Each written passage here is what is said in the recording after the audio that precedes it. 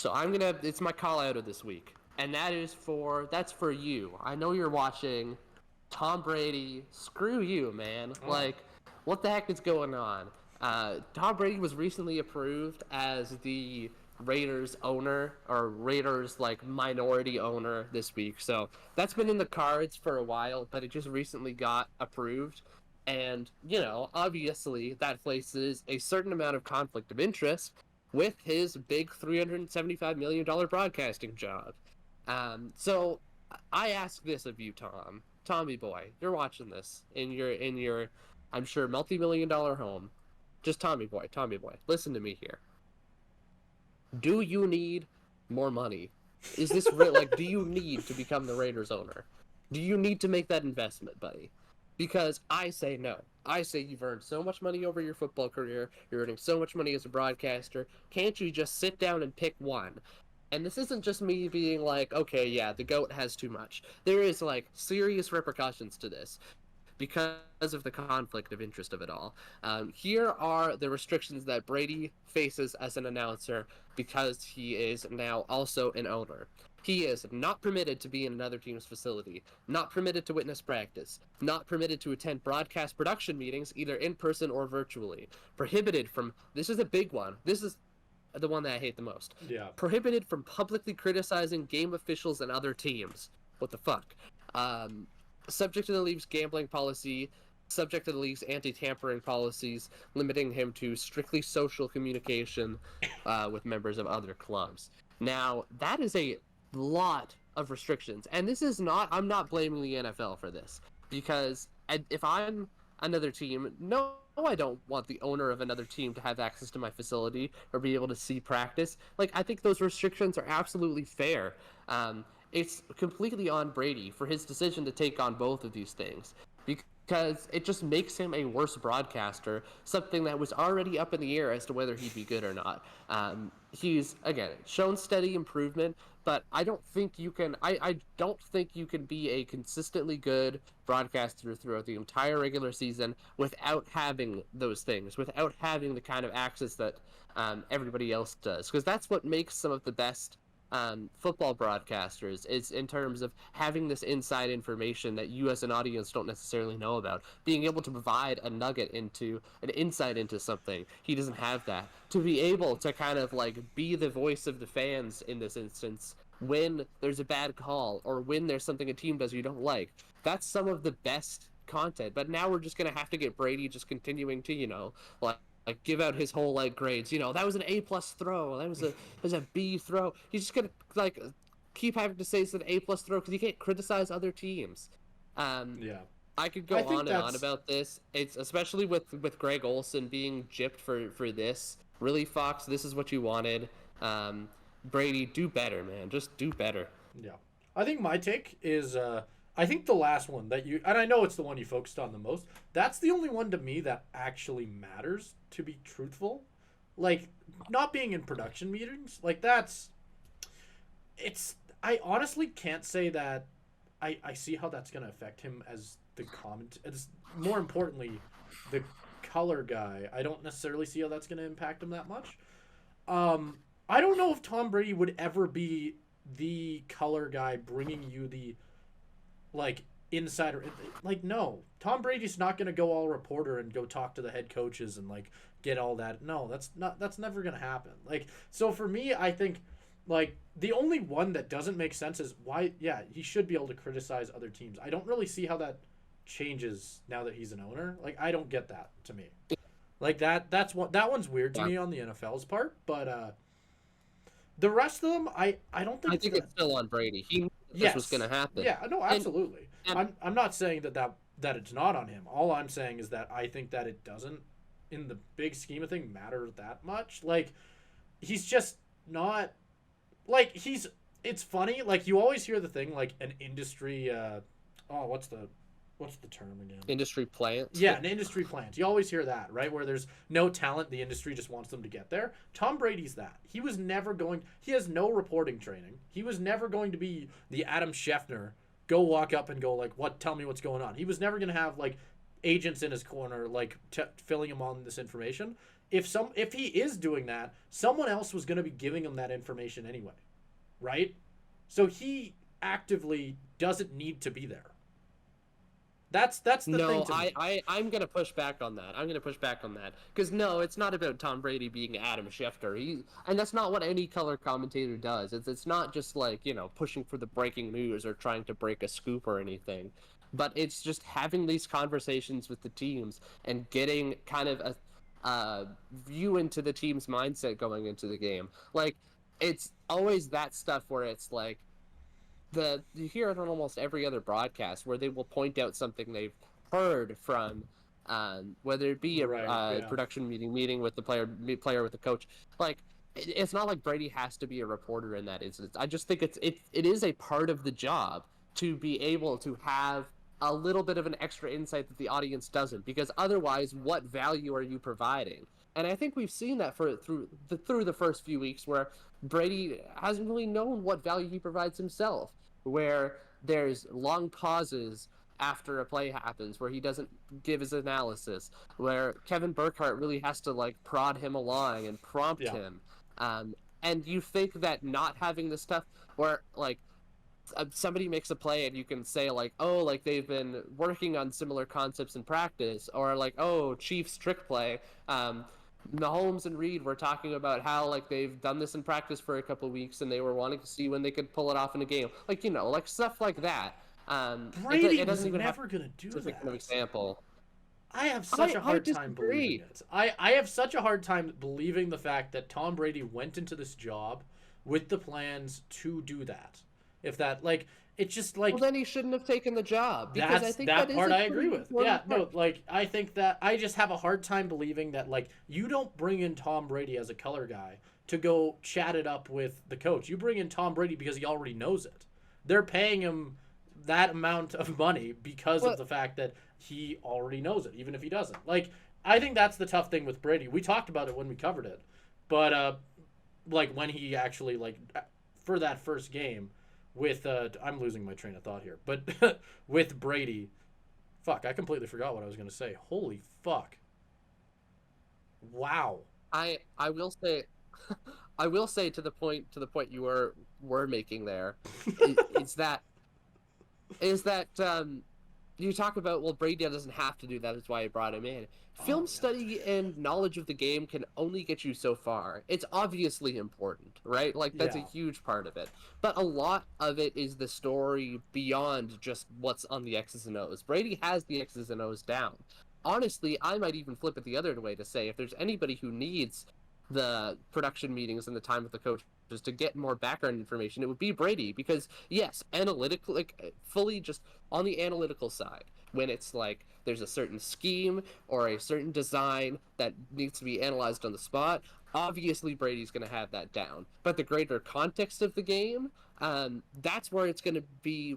That's where those production meetings come in. That's where that comes in. And not having that as a tool, like, I think that's a big thing. Even if you don't think it's important to say, like, well, maybe he doesn't need it. Maybe he'll be fine without it. To just already limit yourself to any possibility of that is just ridiculous in your first year of announcing too. Like I just think it's stupid either way, Yeah. because again, this is something Brady knew that this was going to be a problem, and he still took the ownership role. He still took the broadcasting role. You have to choose at this point. Like Hmm. it's making a worse product for us, the fans, because Brady's essentially selfishness. I'm not afraid to put it there. Like No, no, do that's your fair. job and do it to the fullest extent. You don't get to slink out of it because you want to be an owner. That's just All ridiculous. all I'm saying, and the thing is, I think at the end of the day, me and you do agree on the fact that yes, it does impact it.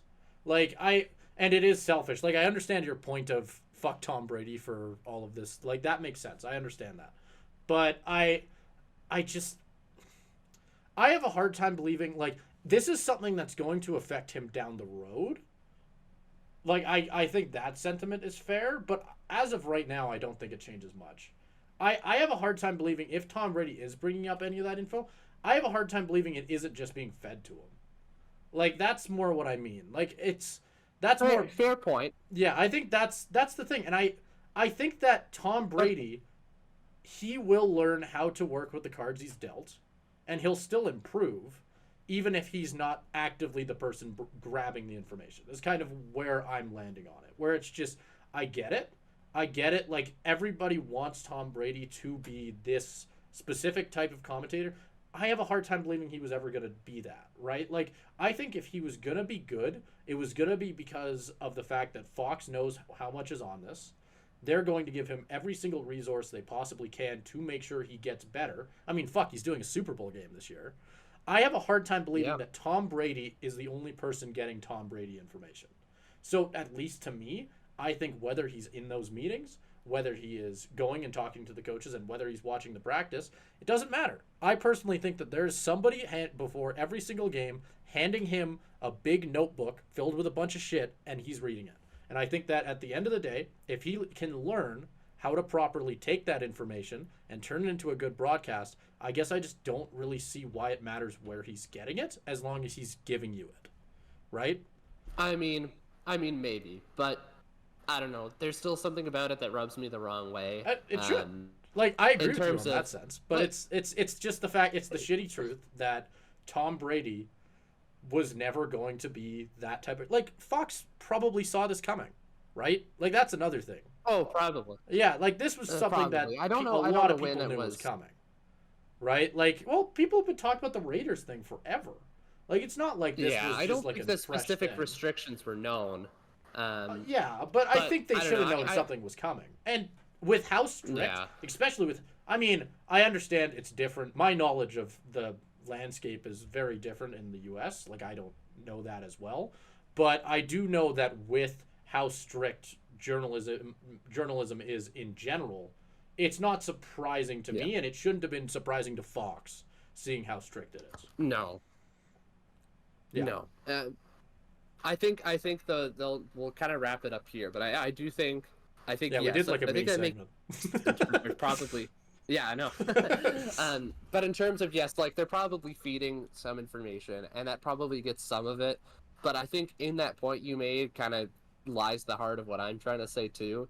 Is like, in order for Brady to succeed, as someone who you're making this huge gamble on, as someone who's never done it before, you need to give him every possible resource. And yes, bypassing it on, they're technically doing that, but they really doesn't have every possible resource. And then obviously there's the big thing that, because we kind of both agreed on it, we haven't talked about, is the whole criticism of teams and officials thing. I think that'll be, we've talked way more about the other. We are both on the same boat. I think the criticism of teams, we're both in the same boat on that one, but I think we both agree that will have a much bigger impact.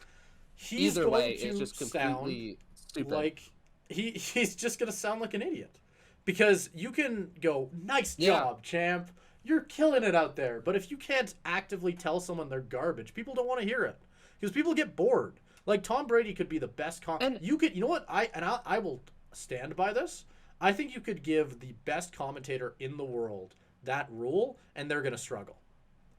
Because at the end of the day, the first game might go well, the second game might go well. Hell, you might be calling a good game, but it doesn't matter. People don't want to hear positive day after day. They want to hear about how a team's doing bad.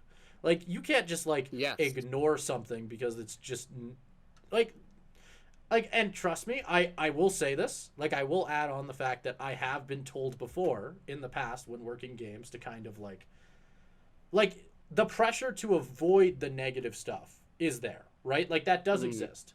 And in a lot more often, I will look for loopholes instead of just avoiding it. Ways to talk about it with a positive spin, right? Like, sure, they're doing bad. This is a reason to look good at it, just so that I can bring up the fact that there is something bad. Tom Brady can't do that. Like, there is no loop around that. He cannot mention any type of criticism. Like, what I mean with the type of thing that I've done in the past, you bring up a criticism and then basically counter yourself, right? So that at the end of the day, it's a net positive in a way.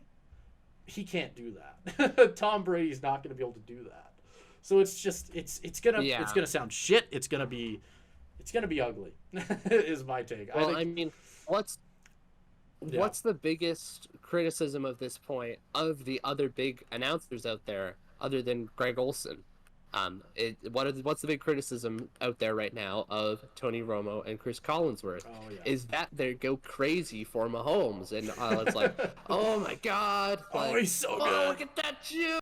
Look at that Jim, like, it's like, look at Mahomes, like, he threw it in the ground, but that was his plan all along, it's like, Brady, I think a lot of the potential from Brady, I watched a good YouTube video, I don't remember who it was by, but he made a point in terms of Brady's potential had a lot to do with, like, Brady in his playing career was intense and not afraid to pull punches. And he'll argue with a teammate. And he's so focused on success that he's willing to, like, do whatever it takes. But that part of him, that intensity that made him so special on the field, is neutered by this rule. That's a really and that's good the point. biggest loss of it all. That's the biggest loss of it all, is that his biggest potential strength that he would have brought into this job has just been completely nullified by the selfishness to just want to be a leader. Yes. He's going to be forced into something that he's not. Oh, he's so fucked. Because the second you get a mic in your face, the one thing that everybody tries to do is be something they're not, right? Like, that's the first mistake everybody makes.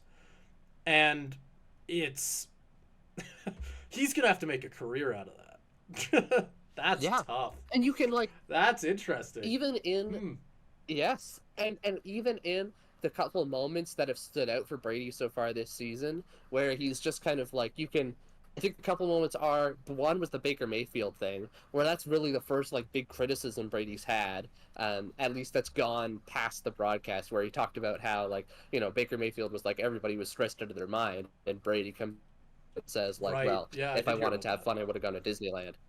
So that was, like, one of his biggest moments, and it's a good quote. And whether you agree with it or disagree with it, it starts conversation, which, is his job. And then the other part of it is just, like, the inherent reactions he has in the game, too, where you can kind of hear him go, like, it because he's a football fan and he knows and loves the game so much, where you just know that there's, like, a little bit of anger coming out towards bad play. He's going to have to hold that back. And it's just like, And at the end of the day, it's such a big loss. I think, and I said this, I'm pretty sure I said this when we covered, like, his first game. You want to feel like you're sitting on the couch with the commentators, right? You want to feel like it's a conversation in a lot of ways. Like, you want to feel personable. If you were watching, like, football, like, Caleb, imagine watching a Seahawks game with someone who, like, Geno has just thrown his 4th pick. Seattle is losing 42-3, and they go, get him next time, champ. Like, it's okay. It's just a bad game. Yeah. You don't want to fucking hear that. You want to hear that Geno's bad. You want to hear that Geno's struggling. Like, and those are criticisms, and they're fair ones. Like, I think that the loop around that, I think, the way that they should have done it, I think if they actually wanted Brady to succeed, and I know Fox had no say in this, and this is exactly why I think he won't, is if they were to put something in there like, I don't know. Like, he's allowed to give fair criticisms, which is a weird gray area, right? Like, that is a weird bar to set. But, like, if you at least put in some sort of thing like that allows for a conversation at least, right? So that Brady, because, like, saying no criticism, just setting, like, that bar, he cannot say anything bad, just immediately, he's just going to be on edge the entire game, right? Because you can't even go, oh, that was a bad throw. Oh, that was a bad pick. Like, you can't even say that. You just have to shut up. Like, you can't, like, because you can't go, like, oh, that wasn't his fault, because that's not true. It was his fault. You have to say that, right? Like, someone's always to blame for something, right? And when you can't bring that up, what the fuck are you even supposed to say? So I don't know. It's tough. It's going to be a really tough go for him. But, yeah. It'll be a big test for him this upcoming Sunday. I mean, today, for when this comes out, like you pointed out, Super Bowl rematch. Everybody's going to be watching that. Everybody's going to be. He is calling. Oh, I might have to watch that. I didn't know that. Yeah. No, it's going to be Mahomes watching it. too. It'll be the first. Has Tom Brady called one of Mahomes' games yet? No. Oh, because Fox, are you excited? He's going to be going. Jim, look at Mahomes. Jim! Oh, I don't know, Jim. Oh, I'm so hyped. That's gonna be so sick. Oh my god. Oh, Yeah. That would be great. Am I able to do my shout out now? There we go. Well, This is the longest outro you ever. can- It's okay, mine's short. I know. We can actually like. That's like a whole nother segment. I- Like we said Caleb, we weren't going to do another one, but that's kind of like I was thinking that. I'm probably gonna cut that in. we Make can it cut so that segment. up. Yeah. Yeah.